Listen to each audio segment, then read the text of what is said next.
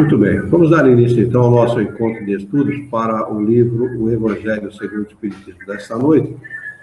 Hoje é dia 28 de maio de 2015, uma quinta-feira, são 20 horas e 3 minutos, e nós estamos transmitindo desde a Associação Jauense de Estudos Espíritas, localizada na cidade de Jaú, estado de São Paulo, Brasil. Estamos estudando o capítulo 5º do Evangelho segundo o Espiritismo, que se intitula Ninguém pode ver o reino de Deus se não nascer de novo. Aliás, desculpe, mais uma vez, na aula passada eu cometi o mesmo equívoco. Capítulo 4º. Ninguém pode ver o reino de Deus se não nascer de novo. Estamos no item 25. Necessidade da encarnação. Naquela pergunta anterior, nós ficamos a aula passada inteirinha, limites da encarnação. Né? Muito interessante, né? O pessoal chama isso de um livro religioso, viu? De religião não tem absolutamente nada, isso é ciência pura. É ciência pura. Por que a gente pode afirmar que é ciência? Porque vem trazer leis novas, né? Vem trazer conhecimento novo, vem trazer leis que regem um mundo novo. Consequentemente, é uma ciência nova, tem que ser estudada da maneira que a gente está estudando mesmo, né? Para a gente poder conhecer. Esta comunicação, que é uma pergunta, foi feita a São Luís, na cidade de Paris, 1859. Provavelmente, isso deve ter ocorrido na Associação Jauense, Sociedade Parisiense de Estudos Espíritas. Quem dera que tivesse acontecido na Associação Jauense, né? Mas, de qualquer maneira, a pergunta é a seguinte: a encarnação é uma punição e somente os espíritos culpados é que lhes estão sujeitos? Por que vocês acham que Kardec fez a pergunta dessa maneira? A encarnação é uma punição e somente os espíritos culpados é que lhe estão sujeitos? Deu uma punição o fato de ficar preso aqui na Terra, de ser ruim, viver aqui. Não. Aí tem duas colocações, né? Que é uma punição e porque eu sou os espíritos culpados. Né? Não, são duas perguntas. Se ela é... A encarnação é uma punição. Essa é uma afirmação.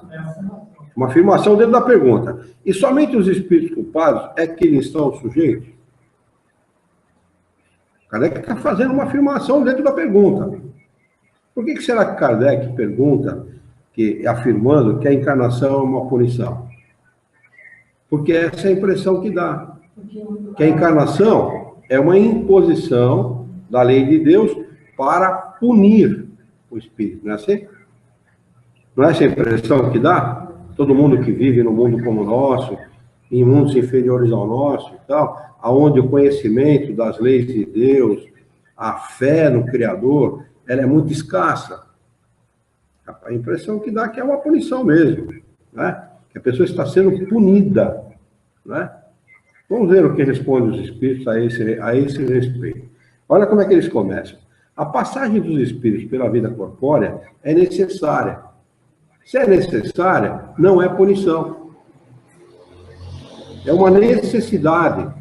Então, quando ele faz essa afirmação, a passagem dos espíritos, ele não está dizendo aqui de alguns espíritos, de espíritos culpados, de espíritos ruins, de espíritos renitentes do mal, de espíritos assim, de espíritos assados. Dos espíritos. Ou seja, de todos os espíritos, indistintamente. Então, esse negócio da FEB dizer e apoiar a ideia que os grandes mestres do espiritismo, grandes mestres coisa nenhuma, apoiaram a ideia do corpo fluídico de Jesus, que Jesus teve um corpo especial, isso é tudo conversa fiada. Porque Jesus também já passou por essa situação que nós estamos vivendo agora. Jesus foi um espírito tão atrasado quanto nós somos. E Jesus não teve corpo fluídico nenhum, coisa nenhuma. Não tem necessidade nenhuma. O espírito ele pode cumprir uma missão aqui na Terra tendo um corpo como o nosso. Normal como o nosso. Se o espírito é superior, ele não vai se subjugar à vontade do corpo. Ele comanda o corpo e não o corpo comanda ele. Nós nos deixamos muitas vezes comandar pelo corpo Porque nós somos atrasados moral e intelectualmente. Mais moralmente do que intelectualmente, mas somos atrasados. Então, todos os espíritos passam, todos, indistintamente, todos. O espírito mais puro que há no universo passou por essa situação? Sim, passou, porque é uma necessidade. Eles começam simples e ignorantes, tá? Passam por todas as fases, uns se adiantam mais do que os outros, por esforço próprio, mas todos passam pelas encarnações. Todos.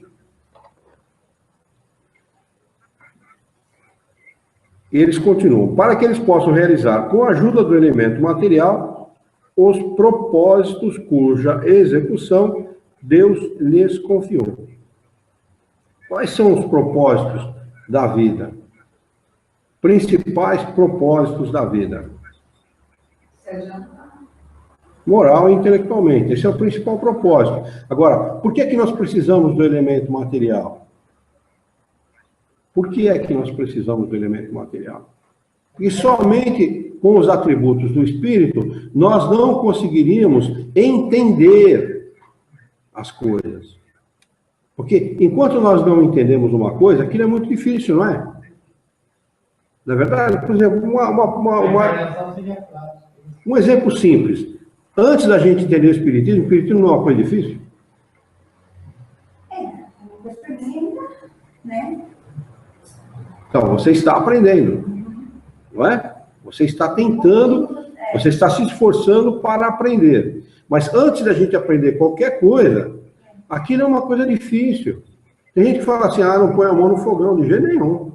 Não tem vocação, não tem não. Se você aprender, você vai fazer tão bem ou melhor do que quem vai te ensinar. Porque normalmente o discípulo supera o mestre.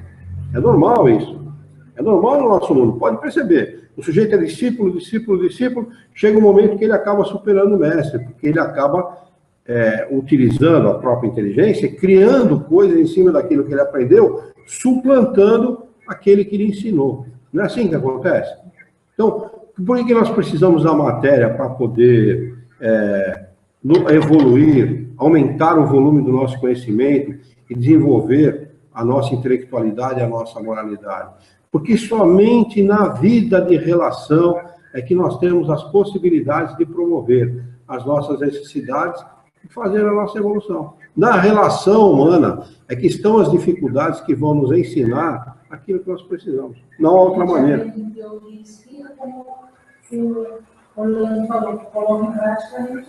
Isso, exatamente isso. Né? A gente aprende tanto aqui quanto lá, mas mais lá do que aqui. Né? Lá a gente aprende em teoria em horas o que a gente leva anos para aprender aqui. E vem e coloca em prática aqui. Mas por que a gente precisa colocar em prática aqui? Porque com os atributos do espírito, com as facilidades que o espírito tem, ele não tem muito o que se preocupar, né, com o seu desenvolvimento.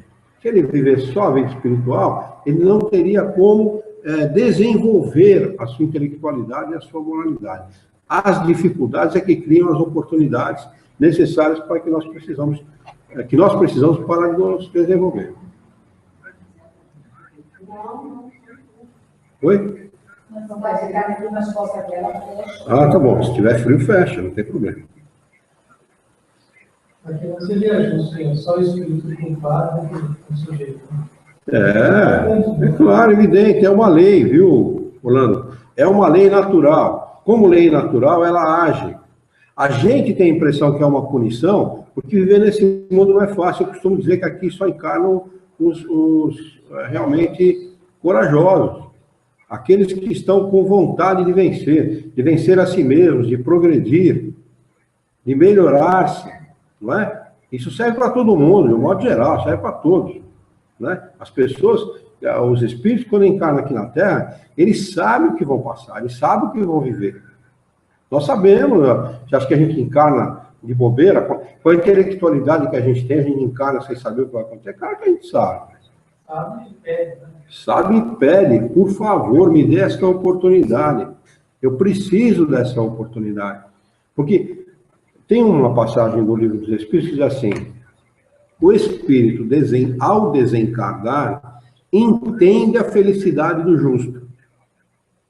Parem para raciocinar nessa frase.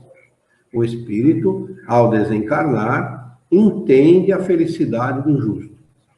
Significa dizer que, por pior que o cara seja, por pior seja ele durante a vida, seja ele um acelerado, um homicida, né? Um matricida, seja ele o que for, né? Por pior que ele seja, ao desencarnar, ele vai entender a felicidade do espírito que se esforçou para estar melhor. Quando ele entende isso, o que acontece? Ah, então é por isso que na Terra a minha mãe falava para eu ser bom, para eu ser honesto, para eu dirigir o meu pensamento a Deus, para eu fazer uma prece, para eu agir bem. É por isso, tá vendo? Ó, eu estou aqui nessa situação, mas olha como é que eles estão.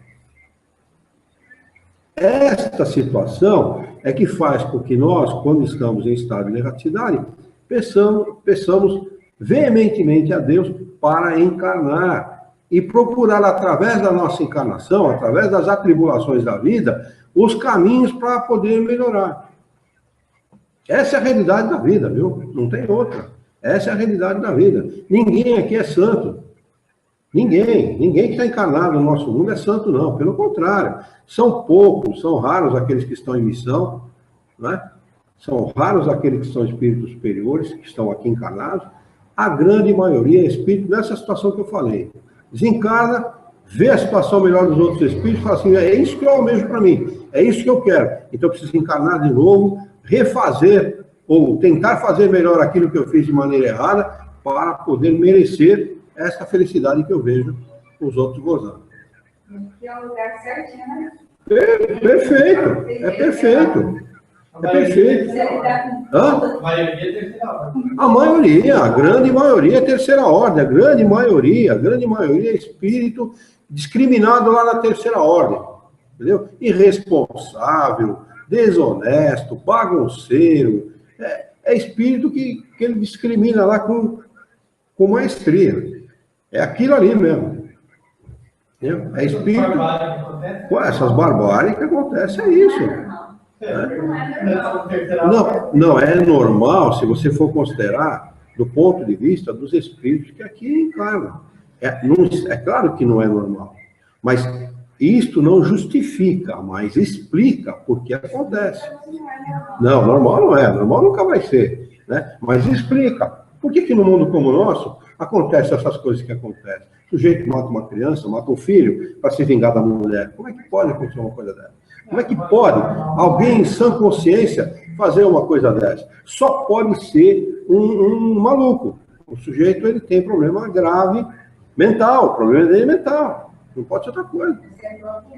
Mas é próprio do nosso planeta. São espíritos atrasados que encarnam e agem dessa maneira. São espíritos... Você fala de uma pessoa que é ignorante, não teve estudo, que veio de uma família que não teve discussão nenhuma, já não é normal. Agora, quando você já veio de uma que tem estudo, que é médico, que é tem matou o filho dele, não é normal, não pode ser normal. Mas olha, em nenhuma das circunstâncias é normal, viu?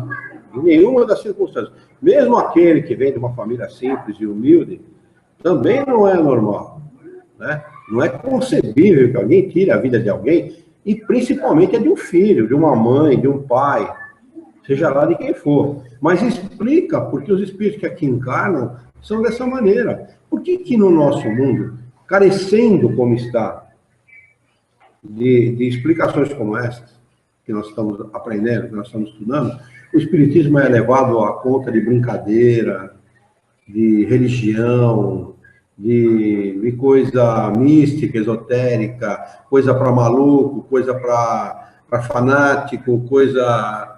É uma brincadeira que aconteceu na França, os caras levam a sério e tal. O que você acha? Que no nosso mundo, carecendo como está, de explicações a respeito da nossa vida, de qual é a realidade da nossa vida, quais são os objetivos da vida aqui na Terra, por que você acha que, carecendo disto, o homem encarna uma doutrina como essa, uma ciência como essa, como uma brincadeira, como coisa de fanático? Na realidade, ele não tem... A primeira coisa que acontece com essas pessoas é a seguinte: ele é orgulhoso. Ele acha, ele pensa, do ponto de vista dele, a Juliana acaba de entrar e está desejando uma boa noite a todos. Ele acha que ele é autossuficiente, eu não preciso de ninguém. Eu não preciso de ninguém. Outra coisa, ele é egoísta. Se o fulano ele precisar morrer para mim ganhar mais dinheiro, é o problema dele. O sol nasceu para todos, a sombra que nasceu para alguns. É assim que eles falam. Nós vivemos num mundo onde o homem é cruel, sob todos os aspectos. Cruel. Por que uma pessoa, ou como uma pessoa pode ser cruel? Se o fim de todos nós é o mesmo, nós sabemos disso, nós sabemos o começo e sabemos como vai ser o fim. E sabemos que não adianta, e todos sabem disso, não adianta amealhar nada, não adianta juntar nada, muitas vezes em detrimento da fome, da miséria, da desgraça, da violência do outro, não é? Não adianta você juntar nada, que no final você não vai levar nada. Todos sabem disso. E por que é que tem gente que faz isso?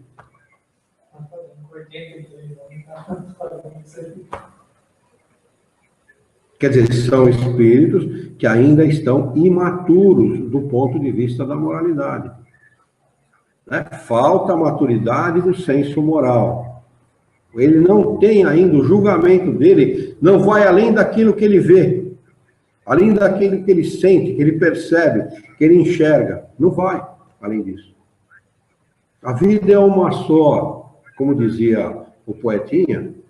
Se existe mais de uma vida, eu só acredito com papel passado em cartório, carimbado e reconhecido firma. Deus. Ele queria a assinatura de Deus com firma reconhecida.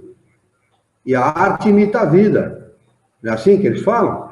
A arte imita a vida? Não vem dizer para mim que esse cara escreveu isso porque ele não acreditava nisso. Ele acreditava nisso sim.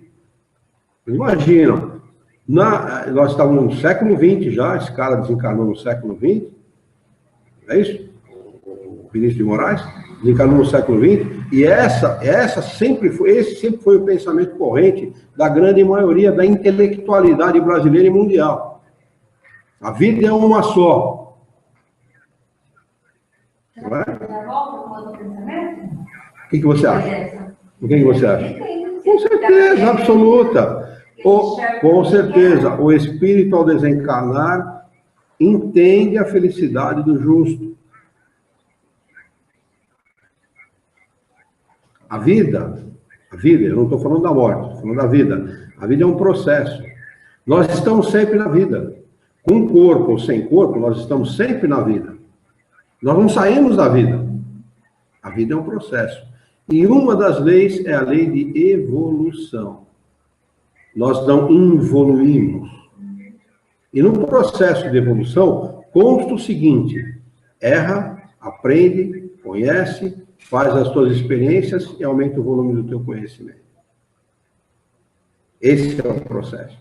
E não é diferente para ninguém, é para todos. Não depende do grau de intelectualidade do espírito. E nós sabemos que quando o grau de intelectualidade não é acompanhado pelo grau de moralidade, acontece exatamente isso que nós estamos falando. Fala, Orlando. Provavelmente, porque era um cara altamente intelectualizado. Né? A gente sabe, ele foi embaixador do Estado do Brasil, lá fora, ele era poeta, ele era cantor, cantava muito mal, mas cantava, né?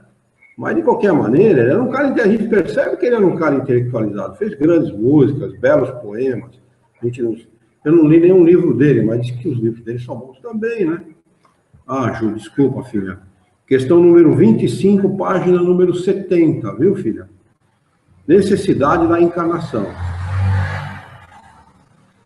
A gente sabe quais eram as qualidades dele. Mas, certamente, uma delas não era a moralidade. Pelo jeito que ele agia, ele instigava a boemia. Ele instigava o consumo do álcool e do cigarro. Ele pregava, através dos seus poemas, que a vida era uma só. Isso é próprio de quem? Do materialista. Materialismo puro, isso. Não é nem espiritualismo. Quanto mais espiritismo. Tá certo? Ele foi na Bahia fazer lá um trabalho na Bahia, não sei se de composição. Eu sei que eles foram fazer um trabalho. Isso eu vi uma entrevista, ele falando a esse respeito, né?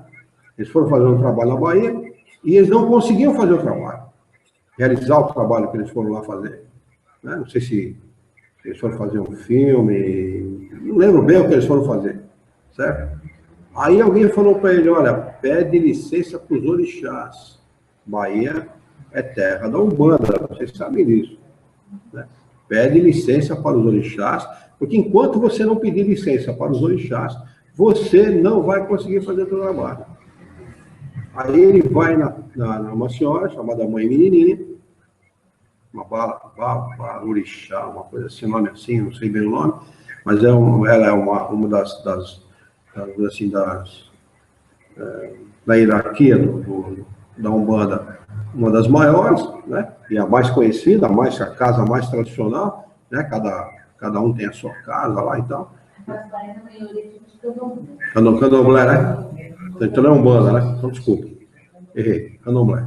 Então ele foi nessa tal de Mãe Menininha, pediu licença, foi feito lá uma sessão entre eles lá e tal, foi permitida a licença, aí o trabalho desenvolveu. Será que esse cara não parou para pensar? Ele não parou para pensar. Porque se ele tivesse parado para pensar, falou, opa, peraí, aquela música que eu fiz não está tão certa assim. Quem são esses caras que não me permitiam fazer o trabalho aqui? Se não é gente de corpo como o meu, tem que ser alguma outra coisa. Se é alguma outra coisa, precisamos saber o que é, né? Ele devia ter raciocinado, devia ter pensado. E, no entanto, faz uma música que diz que a vida é uma só e que se ele acreditava que a vida era mais de uma, se tivesse um documento lavrado em cartório, assinado por Deus e reconhecido firme. Quer dizer, empurrando os outros a quem? Ou empurrando os outros a quê? Acreditar nisso, a ser materialista. Porque quando o cara acredita numa encarnação só, numa vida só, ele torna-se materialista. Porque não há razão para ser bom. Não há razão para ser solidário, não há razão para promover a caridade, para praticar a caridade, não há razão para perdoar, não há razão para não amealhar, custe o que custar. Eu vou ajuntar, custe o que custar, não quero saber se o outro vai morrer, vai passar fome, vai ter problema, não estou nem aí. Não é isso? É uma só. Nessa vida, como é que a gente vive bem? Ganhando muito e tendo muito. Né? Aqui é respeitado quem tem muito. Então eu vou ter muito, dane-se. Ele tinha um pensamento do saduceus, materialista, viver, aproveitar o hoje e ficar O que ele fazia? Você conhece a vida do...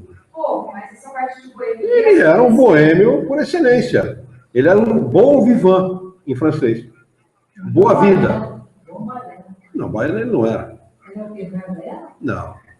Não. Esse Moraes não era baiano, não. Não, se eu não me engano, era carioca mesmo. Né? Mas, de qualquer maneira... Ele era um bom vivant. O negócio dele era sombra e água fresca. Ele era assim, ele era um boêmio. Ele largou a vida de embaixador para viver uma vida boêmia, para viver a vida do poeta, para viver a vida do far niente. Dolce far niente. Doce fazer nada, em tradução livre aí, do italiano para o português. Evidente. Um cara da projeção dele, um embaixador que fala uma coisa dessa, um cara que conhece muitos lugares do mundo, que é um poeta reconhecido internacionalmente. Ele tem músicas gravadas pelo Frank Sinatra, ele tem músicas gravadas nos Estados Unidos para aquele que era brasileiro também e que fazia trabalhos lá, não é o Baden Powell, é o... Eu esqueci, aquele que tocava piano. Não. Pô, esqueci agora, fugiu da cabeça. Eu gosto dele, sim. Mas esqueci o nome dele agora. Né? Ele fazia trabalho nos Estados Unidos, tem música gravada dele lá, ele compôs com muitos compositores, junto com outros compositores. Tá? Quer dizer, o cara que tem a projeção dessa força social que ele tem, não tenho dúvida. Né, vai carregar muita gente junto, né? Ao passo que, se você acredita na sobrevivência da alma, Não precisa acreditar na reencarnação, não. Acreditem na sobrevivência da alma. Muda tudo. Muda toda, muda a cara da vida muda. Não é? Se a alma sobrevive, se a vida não é uma só, e a alma sobrevive, peraí. Se sobrevive, vai acontecer alguma coisa. E se vai acontecer alguma coisa, eu quero que essa coisa que vai acontecer seja boa e não ruim. Então eu preciso agir bem. Preciso agir com responsabilidade. Mas vamos lá. Vamos dar sequência.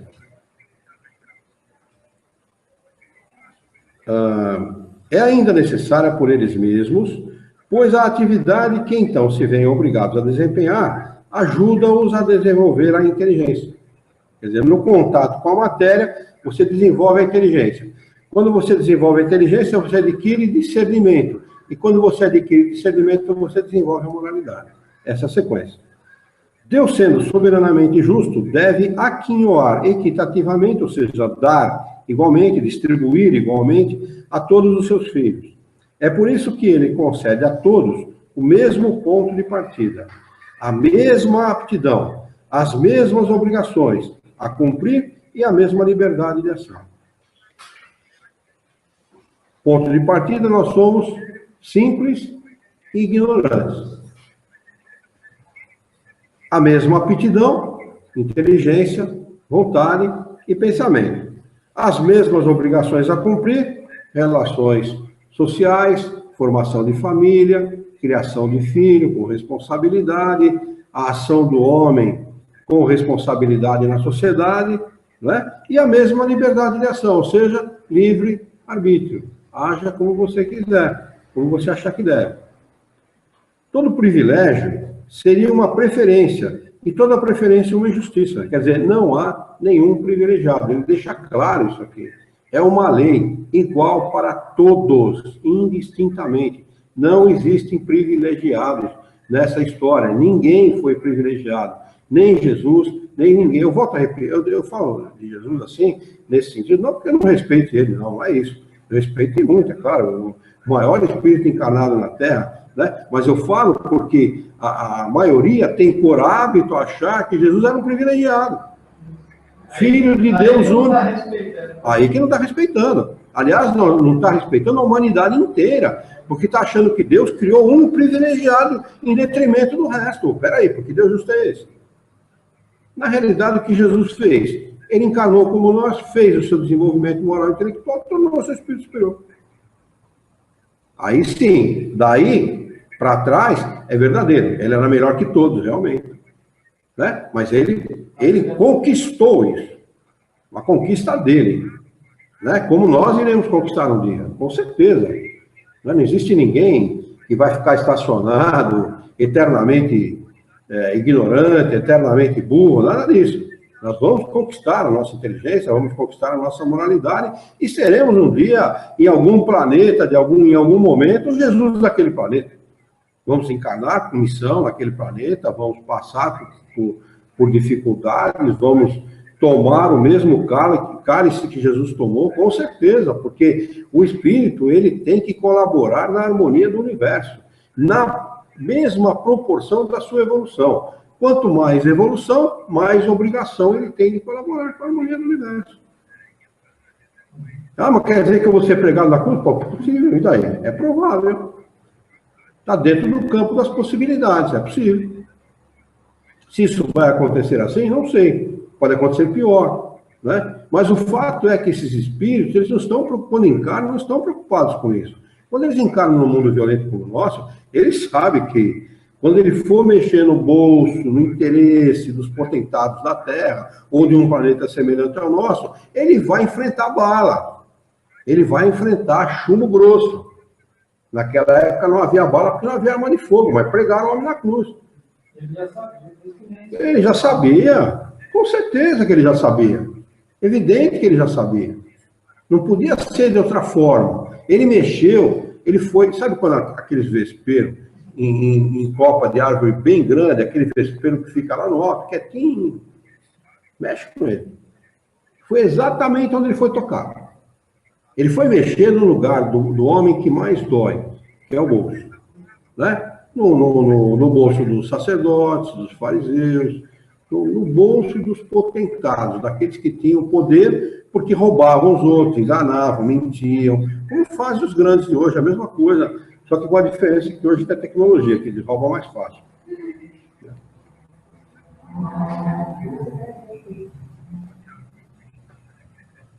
Vamos lá. Mas a encarnação, para todos os espíritos, é apenas um estado transitório. É uma tarefa que Deus lhes impõe, no princípio da existência, como primeira prova do uso que farão do seu livre-arbítrio. Os que executam essa tarefa com zelo sobem rapidamente e de maneira menos penosa os primeiros degraus da iniciação e gozam mais cedo o resultado do seu trabalho. Os que, ao contrário, fazem mau uso da liberdade que Deus lhes concede, retardam o seu progresso. E é assim que, por sua obstinação, podem prolongar indefinidamente a necessidade de se reencarnarem. E é então que a encarnação se torna um castigo. Observação. Uma comparação vulgar nos fará melhor compreender essa diferença. O estudante não atinge os graus superiores sem ter percorrido as séries de classes que o levam até lá. Essas classes, por mais trabalho que exijam, são um meio de atingir o fim, e não uma punição. O estudante laborioso abrevia a caminhada, encontrando menos dificuldades. Acontece o contrário com aquele que negligencia que a negligência e a preguiça obrigam a repetir certas classes. Não é, porém, o estudo que constitui uma punição, mas a obrigação de recomeçá-la em cada classe. É o que se passa com o homem na Terra.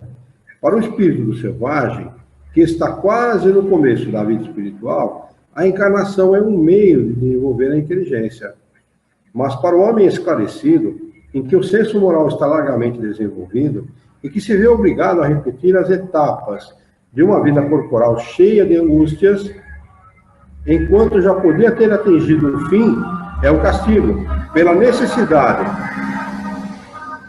em que se acha de prolongar a sua permanência nos mundos inferiores e infelizes. Aquele que, ao contrário, trabalha ativamente para o seu progresso moral, pode não somente abreviar a duração de sua encarnação material, mas franquear de uma vez todos os graus intermediários, os graus intermediários que o distanciam dos mundos superiores. Eu vou ler de novo, olha. Alegrem-se, meus irmãos. Aquele que, ao contrário, trabalha ativamente para o seu progresso moral, pode não somente abreviar a duração de uma encarnação material, mas franquear, ou seja, tornar livre, de uma vez, graus intermediários que o distanciam dos mundos superiores. Olha o que vale, olha o quanto vale o trabalho de alguém que se obstina no bem e não no mal. Não é? Os espíritos não poderiam encarnar-se uma só vez, no mesmo globo, e passar suas diferentes existências, passar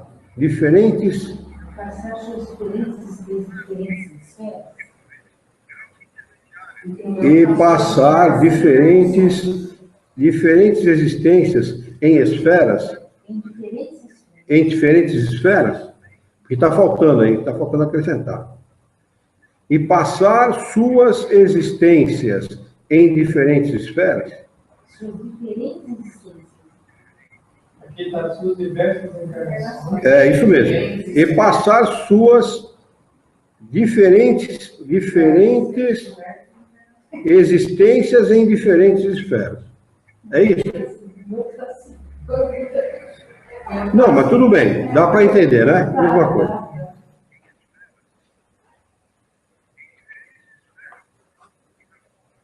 Essa opinião seria admissível se todos os homens estivessem na Terra, exatamente no mesmo nível intelectual e moral. As diferentes existências entre eles, desde o selvagem até o homem civilizado, revelam os graus que têm a percorrer. A encarnação, aliás, deve ter uma finalidade útil. Ora, qual seria a finalidade das encarnações efêmeras das crianças que morrem em tenra idade, teriam sofrido sem qualquer proveito, nem para elas, nem para os outros? Deus, cujas leis são soberanamente sábias, nada faz de inútil.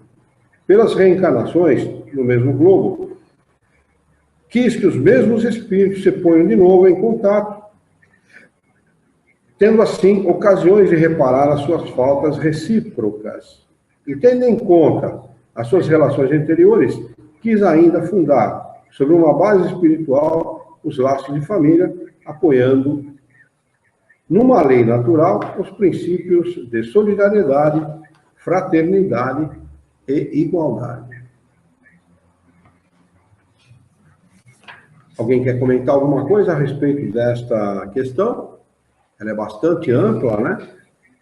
E ela aqui encerra muitas explicações a respeito de muitas situações que nos interessam de perto. Vale muito a pena.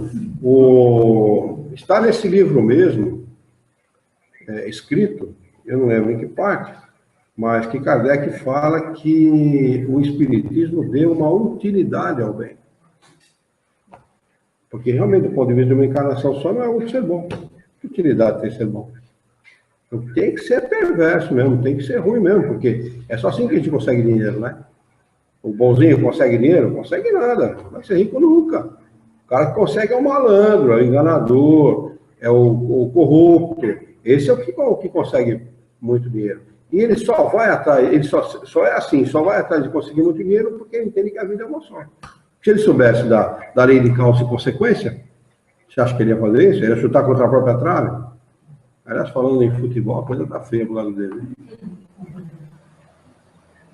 Muito bem. Próprio do nosso planeta. Hã?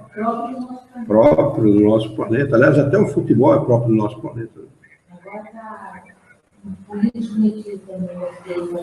Como é que é? Junto com os cartolas, político metido. Nossa, que novidade. Nossa, impressionante, você me deixou arrepiado. Fiquei realmente surpreso. Fiquei surpreso. Não, realmente agora, fiquei realmente surpreso. Ele falou algumas informações porque ele se adianta numa só ênfase. Você sabe que ficou claro aqui, né? Ficou claro. Se ele determinar a prática do bem, ele pode pular fases, né?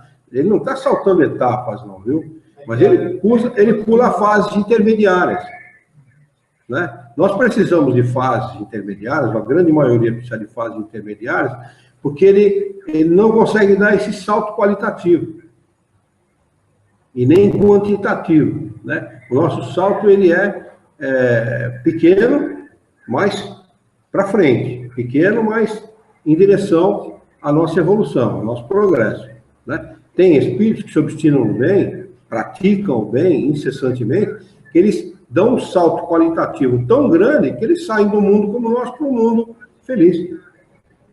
Um mundo muito melhor que o nosso. Olha, é difícil você fazer uma afirmação como essa, sabe?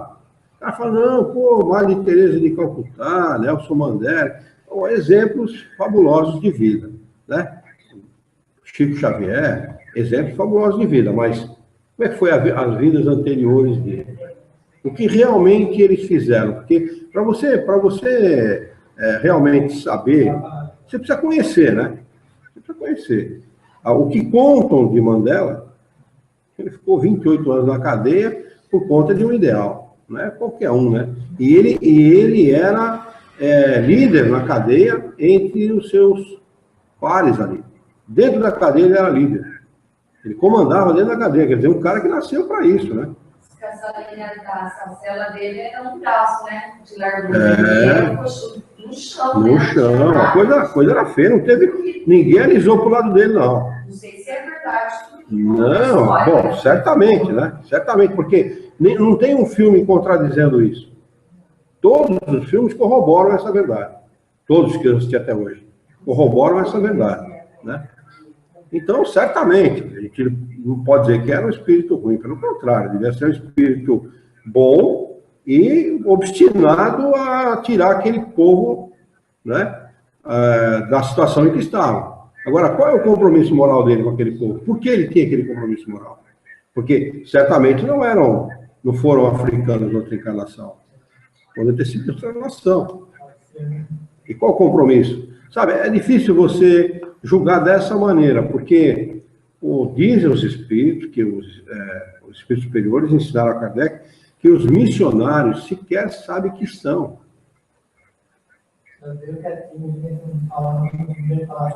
Nem sabe que é, o cara faz o bem pelo bem, sem esperar troco, sabe?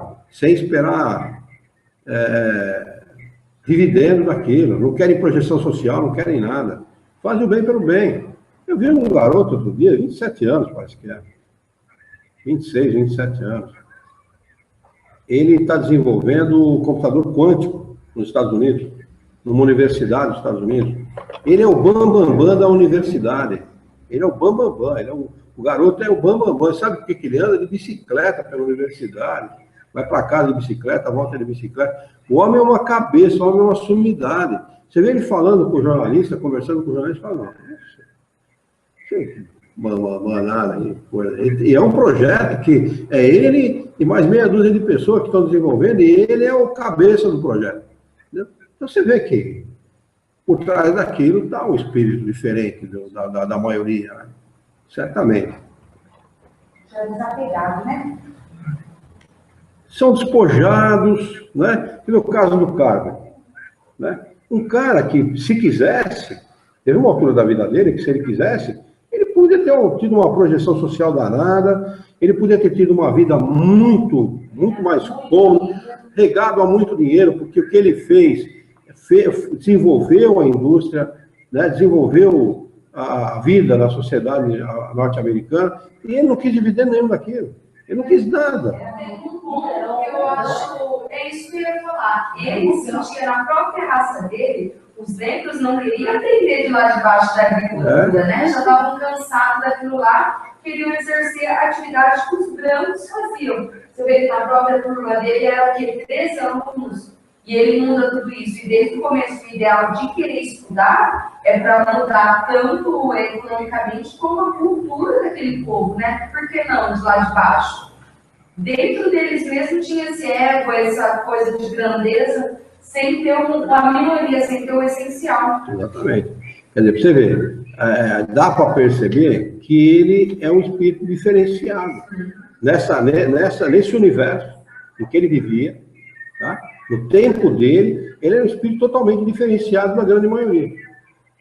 Objetivos diferentes, propósitos nobres, objetivos nobres, né? Ele não se miscuiu com aqueles do seu tempo, ele não se envaideceu, muito pelo contrário, sempre na dele, sempre... E um cara que devia ser, o livro não conta, mas devia ser altamente espiritualizado. Ele tem uma ligação forte com os espíritos superiores. Forte. Então, mas o livro não dá ênfase para isso. Isso que é estranho, né? O livro não dá ênfase para isso. Ele acreditava muito em si mesmo, né? E para ter essa determinação toda, numa miséria daquela, o que dava tanta força para ele? No que acreditava para poder vencer? Né? Quer dizer, então a gente percebe que nesse contexto, ali está um espírito diferenciado. Totalmente diferenciado. Muito bem, vamos lá. Capítulo 5, Bem-aventurados os aflitos. Este capítulo é um capítulo que fala de perto para os moradores do planeta Terra, né? Porque todos nós aqui, indistintamente, todos, aquele que mora no castelo como aquele que mora no casebre, são aflitos, sofrem, indistintamente. Mas tem uma lição aqui nesse capítulo, chamado Bem Sofrer e Mal Sofrer. Leiam em casa, talvez nós não vamos atingir esta lição hoje, porque ela deve estar lá para metade do capítulo, lá para frente, mas leiam em casa, levem para casa na memória, Bem Sofrer e Mal Sofrer. Extraordinária essa lição. Esse capítulo vai tratar de justiça das aflições, causas atuais das aflições, causas anteriores das aflições, esquecimento do passado e motivos de resignação. O suicídio e a loucura. E como instruções dos Espíritos, vai tratar de bem sofrer e mal sofrer, o mal e o remédio, a felicidade não é deste mundo, perda de pessoas amadas e mortes prematuras, um homem de bem teria morrido, os tormentos voluntários, a verdadeira desgraça, a melancolia, provas voluntárias e verdadeiro silício. Item 1. Bem-aventurados os que choram, porque serão consolados. Bem-aventurados os que têm fome e sede de justiça, porque serão fartos. Bem-aventurados os que padecem perseguição por amor da justiça, porque deles é o reino dos céus. Está no Evangelho de Mateus, capítulo 5, versículos 5, 6 e 10. Bem-aventurados vós, os pobres, porque vós é o reino de Deus. Bem-aventurados os que agora tendes fome, porque sereis fartos. Bem-aventurados vós que agora chorais, porque rireis. Está no Evangelho de Lucas, capítulo 6, versículo 20 e 21. Mas ai de vós, ricos, porque tendes no mundo a vossa consolação. Ai de vós, os que estáis fartos, porque tereis fome. Ai de vós, os que agora rides, porque gemereis e chorareis. Está no Evangelho de Lucas, capítulo 6, 24 e 25. Justiça das aflições. As compensações que Jesus promete aos aflitos da terra só podem realizar-se na vida futura. Sem a certeza do porvir, essas máximas seriam um contrassenso. E mais ainda, seriam um engodo. O que é um engodo, gente? Uma enganação, uma mentira. E olha, analisem porque Kardec faz uma análise muito justa. O que dizem aqueles que não têm uma fé sólida, ou aqueles que ainda discutem a existência de Deus, ou aqueles que ainda não têm muita confiança em Deus, ou que de vez em quando têm essa confiança abalada? Mentira, isso é uma grande conversa, não tem justiça nenhuma. Esse mundo aqui é um mundo de sofrimento. Se Deus existisse, isso não aconteceria. Não é assim, cara? Boa parte das pessoas falam, né? Porque não tem a certeza no porvir, ou seja, naquilo que haverá de vir. E se haverá de vir, não vai ser agora, haverá de vir depois. Depois do quê? Da perda do corpo físico, ou seja, sobrevivência da alma. Quando relatado o Sermão do Monte, as bem-aventuranças, né? Certamente Jesus falou mais coisas aí, né? Nesse sermão, certamente. Ele não podia simplesmente falar só aquilo que está relatado nos evangelhos, né? Se perdeu aí muita coisa muito boa, muito interessante que ele deve ter falado, como instrução para as pessoas, né? Esse foi o grande tópico da vida dele, né? Esse foi o grande mote da vida de Jesus. Mostrar para o homem que a vida não acaba com a morte do corpo físico, ou seja, a sobrevivência da alma. Esse foi o grande objetivo da vida dele. Aqui está bem resumido. Aqui está bem. Que Kardec trata de estudar, de focar no mais importante, né? Ou seja, naquilo que é interessante. Bem resumido. Mas como o capítulo aqui é Bem-aventurados os aflitos, ele focou somente do Sermão do Monte, aquilo que interessava no capítulo. Mesmo com essa certeza, compreende-se dificilmente a utilidade de se sofrer para ser feliz. Disse que é para haver mais mérito. Mas então, se pergunta, por que uns sofrem mais do que outros? Por que uns nascem na miséria e outros na opulência, sem nada terem feito para justificar essa posição? Porque para uns nada dá certo, enquanto para outros tudo parece sorrir? Mas o que ainda menos se compreende é ver os bens e os males tão desigualmente distribuídos entre os vícios e a virtude. Ver homens virtuosos sofrer ao lado de malvados que prosperam. A fé no futuro pode consolar e proporcionar paciência, mas não explica essas anomalias que parecem desmentir a justiça de Deus. Entretanto, desde que se admite a existência de Deus, não é possível concebê-lo sem suas perfeições infinitas. Ele deve ser todo-poderoso, todo justiça, todo bondade, pois sem isso não seria Deus. E se Deus é soberanamente justo e bom, não pode agir por capricho ou com parcialidade. A vicissitude da vida tem, pois, uma causa. E como Deus é justo, essa causa deve ser justa. Eis do que todos devem compenetrar-se.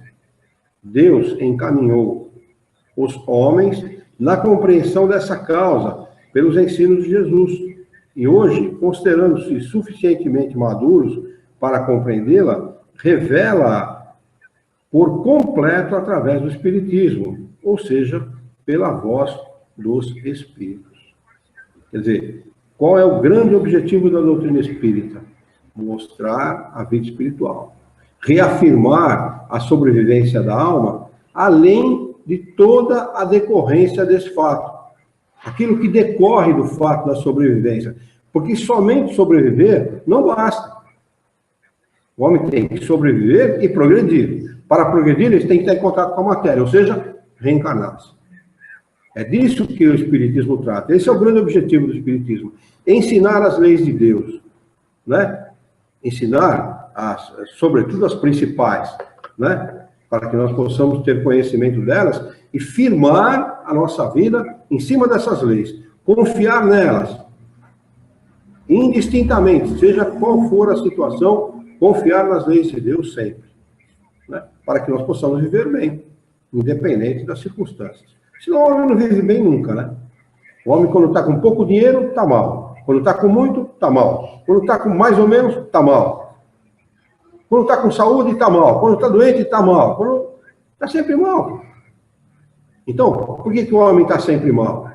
Ele pode, por exemplo, conquistar alguma coisa material e sentir-se momentaneamente feliz. Mas no momento seguinte, ele volta ao estado anterior. Né? Por que isso acontece? As pessoas que se sentem assim deviam se perguntar isso. Não é? Por que eu me sinto assim?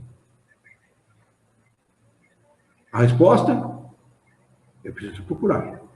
Não é? Aí, procurando a resposta, certamente ela vai encontrar, entre outras, a resposta, se ela realmente procurar, porque quem procura acha, né? Quem procura a verdade vai encontrar, né? Ela vai encontrar esses princípios, que são os princípios espíritas, que não são, na realidade, não é uma religião. Não tem por objetivo ser uma religião.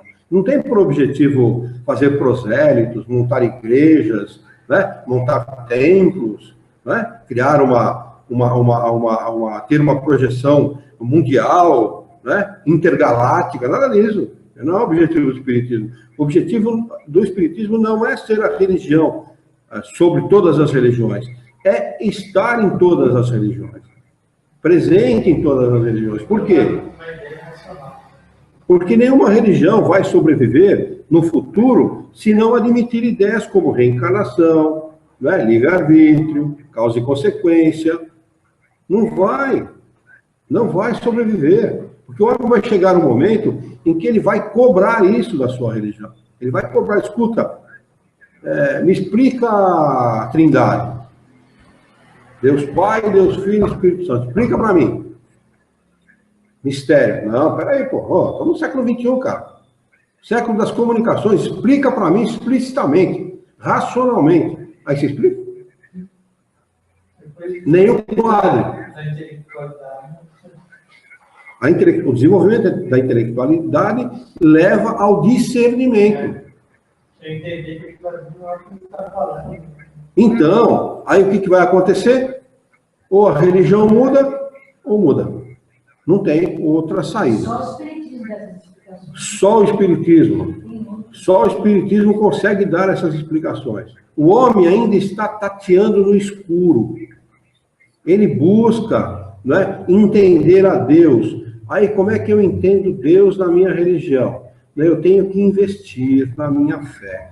Mas investir na minha fé significa dar o dízimo, significa dar tudo que eu puder para a igreja para receber de volta, porque eu ficando rico, eu vou ser feliz. É assim que algumas pregam? Aí tá. Aí o cara faz tudo isso, ou não acontece nada, ou acontece o que ele esperava. Aí ele percebe que ele está infeliz. Bom, peraí. Meu pastor falou que se eu desse o dízimo na igreja, se eu investisse muito, eu ia ficar rico e ia ficar feliz. Bom, eu estou rico, mas não estou feliz. Porque a riqueza, os bens materiais, como eles são muito... eles se deterioram com muita facilidade, seja o que for, né? Até o corpo, né? O tempo é inexorável, né? Destrói tudo, né? Qualquer coisa material, com o tempo se dilui, se destrói naturalmente. Aí o sujeito percebe que não era bem aquilo que ele procurava. Ele continua vazio por dentro, ele continua ainda buscando algo que a religião não conseguiu dar e não vai conseguir dar se insistir nesta falácia do dinheiro, do bem material, da aquisição material. O homem tem que confiar em si. Ele tem que confiar na sua imortalidade. E ele tem que confiar em que a evolução, o acúmulo de conhecimento vai trazer a ele tudo o que ele precisa. Porque, em resumo, o que nós precisamos? Analisem por vocês mesmos. O que nós precisamos, gente? Confiar em nós mesmos. Em primeiro lugar. Porque se o homem confiar em Deus e não confiar em si, vai chegar um momento que ele vai desconfiar do cara. Vai desconfiar em Deus. Bom, peraí, eu confio nele, eu tenho fé nele, eu invisto nele e estou infeliz? Peraí, alguma coisa está errada. Ou esse cara não existe, ou ele é injusto, ou alguma coisa está errada. Não é? Então nós precisamos confiar em nós. Eu posso, se eu quiser. E eu quero. E eu vou conquistar. E conquista mesmo. Né? Se ele quiser, realmente, se ele for determinado, ele conquista. E à medida em que ele vai conquistando esses bens espirituais, porque o verdadeiro bem não é o bem material, o bem material é sempre passageiro, sempre deteriorável ao longo do tempo, e o bem espiritual não é. O bem espiritual ele se acumula e se estabelece. À medida que a pessoa vai adquirindo conhecimento, ele vai ampliando o seu conhecimento, e vai ampliando esse conhecimento, e ampliando esse conhecimento, vai adquirindo força moral, a autoridade moral, ela não se perde jamais. Uma pessoa que tem autoridade moral, ela sabe, ela é convicta. Não precisa ninguém dizer para ela o que ela é, o que ela deixa de ser. Ela sabe os seus limites, ela sabe o alcance da sua capacidade e até onde ela pode ou não pode fazer, ou deve ou não deve fazer. Ela sabe os seus limites, ela conhece os seus limites. Porém, jamais desconfia da bondade, né, da grandeza, da justiça de Deus. Jamais ela vai desconfiar disso. Jamais.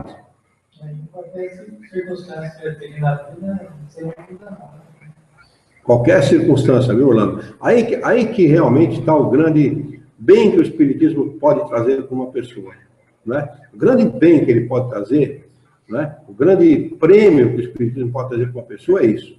Dizer assim para a pessoa, olha, você é um ser individual, não tem dois igual a você no mundo, e você é muito amado pelo Criador. Confie nisso, confie em você. Porque você pode, basta que você queira. Quando a pessoa ela assume essa realidade, porque é uma questão de assumir essa realidade, viu? A maioria não assume essa realidade. Hã? É uma posição, é assumir essa realidade, porque o que a grande maioria faz na religião, coloca nas costas do venerando fulano, né, o padre, o pastor, seja lá quem for, a responsabilidade pela sua vida. Tá? Joga nas costas do cara, põe no representante de Deus, ele que fale com o homem. Intermediário. Eu estou precisando disso.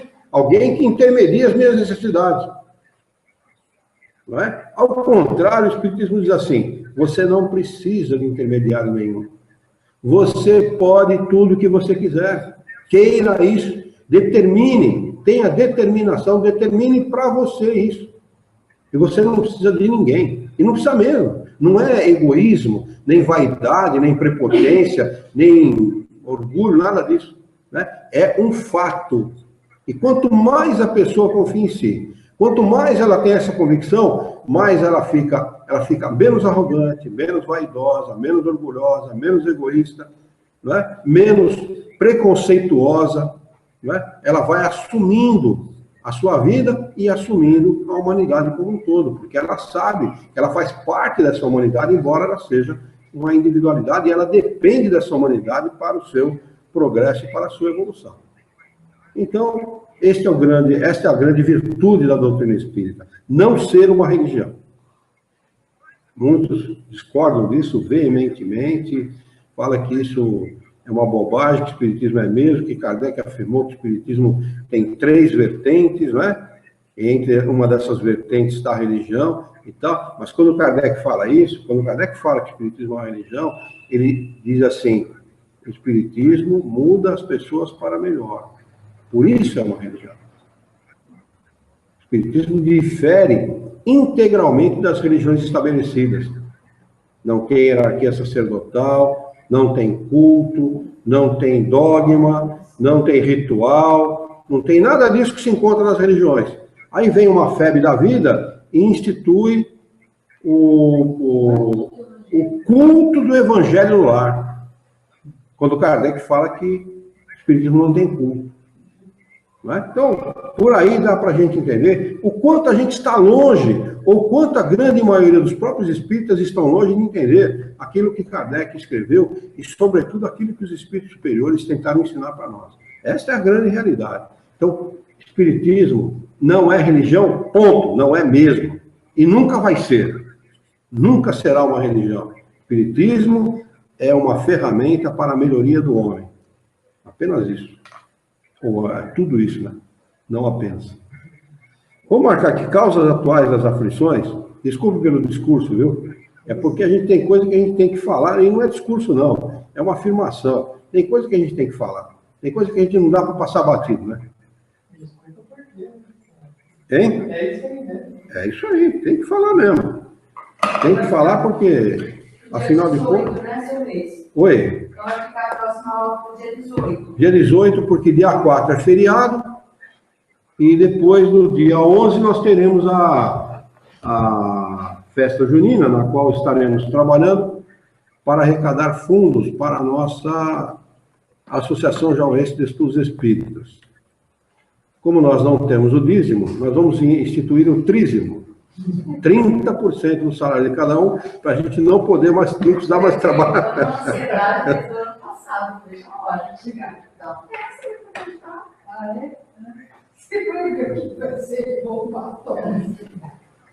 É gostoso, eu gosto de trabalhar. Eu sempre gostei. Faz uns 5 ou 6 anos que a gente participa já, né? Tem bastante tempo. A Juliana está escrevendo alguma coisa aqui. Mas é uma delícia. Nossa, sempre gostei muito de participar daquilo lá. A Juliana está escrevendo, mas não dá para...